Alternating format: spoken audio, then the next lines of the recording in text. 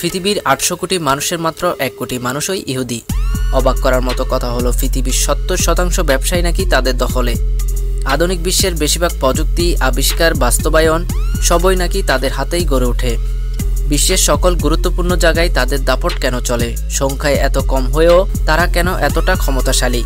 জ্ঞান, বিজ্ঞান, ইঞ্জিনিয়ারিং, সঙ্গীত, ব্যবসায়, ফিল্ম ইন্ডাস্ট্রি, প্রতিরক্ষা সহ জীবনের প্রত্যেকটি বিষয়ে তারা অন্যদের থেকে কেন এতটা এগিয়ে? সৃষ্টিকর্তা কি তাদের আলাদা কোনো ক্ষমতা দিয়ে পাঠিয়েছেন, নাকি বিষয়টি তাদের একান্তই অভ্যাসগত? ফ্যাক্টরি থেকে যেমন জিনিসপত্র বানানো সম্ভব, একইভাবে কি বুদ্ধিমান ইহুদি বানানো সম্ভব? এ নিয়ে ব্যাপক আলোচনাও রয়েছে বিশ্বজুড়ে। এই বিষয়টি নিয়ে গবেষণায় বেশ কিছু বিষয় উঠে এসেছে। বিশ্লেষকদের মতে খাবার, সংস্কৃতি, ধর্ম এবং গর্ভধারণের কিছু আলাদা আলাদা বৈশিষ্ট্যের কারণে ইহুদিরা অনেক বুদ্ধিমান হয়ে থাকে। বলা যায় জন্মের পূর্ব থেকেই প্রত্যেকটি ইহুদি বাচ্চা প্রশিক্ষণের মধ্যেই থাকে, যার কারণে ইহুদিদের মাঝে এত মেধাবী মানুষ দেখা যায়। সর্বপ্রথম যে জিনিসটি নজরে আসে তা হলো গর্ভধারণ প্রক্রিয়া, আর দ্বিতীয়টি হলো অভ্যাসগত যে দিকগুলো রয়েছে। ক্লাস 1 থেকে 6 পর্যন্ত বাচ্চাদের গণিত এবং ব্যবসায় শিক্ষা শেখানো হয়।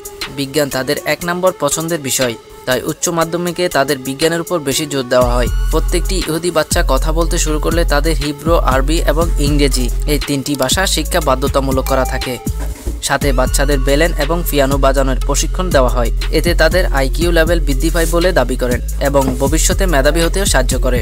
বিজ্ঞানীদের মতে সঙ্গীতের কম্পন মানুষের কোষগুলো উদ্দীপিত করে বলে বৃদ্ধিতে সহায়তা করে। দ্বিতীয় যে বিষয়টি রয়েছে গর্ভধারণ প্রক্রিয়া। একটি সন্তান যখন গর্ভে থাকেন তখন মারা বেশি বেশি গান বাজনা ও পিয়ানো বাজান। এছাড়া তারা বিভিন্ন গাণিতিক সমাধান এবং প্রযুক্তি সংক্রান্ত জিনিসপত্র বেশি ব্যবহার করেন। এই সময় বিভিন্ন পুষ্টিকর খাবার যেমন দুধ, দই, ডিম, বাদাম এবং খাবারের পর সামান্য পরিমাণে আমিষ জাতীয় ফল খাওয়া। ইহুদি মহিলাদের মতে এতে করে গর্ভাবস্থা থেকেই বাচ্চা প্রশিক্ষণ নিতে পারে এবং জন্মের পর আরও মেধাবী হয়ে ওঠে, যার কারণে ইহুদিদের মাঝে এত মেধাবী মানুষ দেখা যায়। ইসরায়েলে ধূমপান নিষিদ্ধ। তাদের মতে ধূমপান করলে মানুষের কোষগুলো দ্রুতই নষ্ট হয় এবং শরীরের জিন এবং ডিএনএ মারাত্মকভাবে আহত হয়।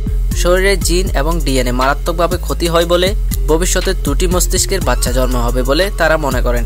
আর এই বিষয়গুলোর কারণেই ইসরায়েলের বুদ্ধিমান মানুষের জন্ম হয় বলে দাবি করেন গবেষকরা। তো বন্ধুরা, আমাদের আজকের ভিডিওটি আপনাদের কাছে কেমন লেগেছে অবশ্যই কমেন্ট বক্সে কমেন্ট করে জানাবেন। আর আপনি যদি আমাদের চ্যানেলে নতুন হয়ে থাকেন অবশ্যই চ্যানেলটি সাবস্ক্রাইব করতে ভুলবেন না। আর যদি অলরেডি করে থাকেন অসংখ্য ধন্যবাদ। দেখা হবে পরবর্তী কোনো ভিডিওতে।